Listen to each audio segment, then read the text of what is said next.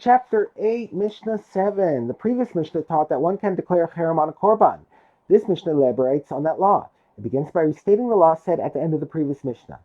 A person can declare his kodashim, i.e. korbanos, a temple treasury cherem, whether they are in the category of kodshei kodashim or in the category of kodashim kelim.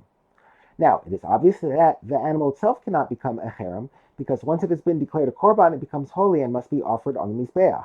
In what sense, then, does the cherem take effect? The Mishnah explains. If the korban is a neder, that is, the person made a vow to bring a korban and then later designated a specific animal to fulfill his obligation, he must give the actual value of the animal for the cherem. Since he would have to replace the animal if it got lost or stolen, this animal is worth its entire market value to him. Therefore, he must give the full price of the animal for his cherem. However, if the korban is nedava, that is, the person declared his animal to be a korban without previously making a vow to bring one, he does not give the full value of the animal for his cherem. Rather, he gives only the value of its benefit to him. That is, the amount he would be willing to pay to bring a gift to Hashem, even though he is not obligated to do so. For example, if someone said, this ox should be an oleh offering, and he then declared the ox a cherem, we evaluate how much money a person would give for this ox, for the purposes of bringing it as an olah that he is not obligated to bring, but solely as a gift for Hashem. This represents the value of its benefit, and the owner pays this amount for the cherem. The Mishnah discusses the law of declaring a cherem on an animal bechor. This discussion focuses on a bechor that was not yet given to a Kohen and is still in the hands of the owner of the animal to whom it was born. The law for an animal bechor is as follows. Whether it is unblemished and thus fit to be offered as a korban, or blemished and therefore unfit to be a korban, a person can declare it a cherem. Although the bechor does not really belong to him, since he must give it to a Kohen, it is still worth something to him because he can choose which Kohen to give it to. His cherem can therefore take effect on this value. How do we redeem it? That is, how do we determine the value of the bechor to this person?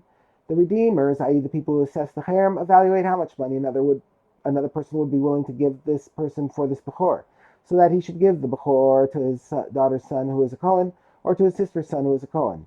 A person who has a bechor is allowed to accept a small amount of money from someone to give the bechor to a specific Kohen. Thus, his cherem of the bechor takes effect for that amount of money. The Mishnah now teaches the source for the law that the value of a bechor can be made a cherem, even though the animal itself cannot be made a cherem. Rabbi Ishmael says, one verse says in Devarim chapter 15, verse 19, any bechor that will be born, you shall consecrate to Hashem. But another verse says, Vayikra chapter 27, verse 26, however, firstborn that will become a bechor, a man should not consecrate it. Now, it is impossible to say that the verse means literally that you shall consecrate a bechor, because it already says in the other verse, you shall not consecrate a bechor. On the other hand, it is impossible to say that the second verse means that you shall not consecrate a bechor, because it already says in the first verse that you shall consecrate it. Therefore, you must now say the following to explain these verses. The first verse teaches that you can consecrate a bechor as a consecration of value. That is, you can consecrate the value of the bechor or declare its value cherem. And the second verse teaches that you cannot consecrate it to have mizbeach sanctity. That is, you cannot consecrate a bechor as a different type of korban.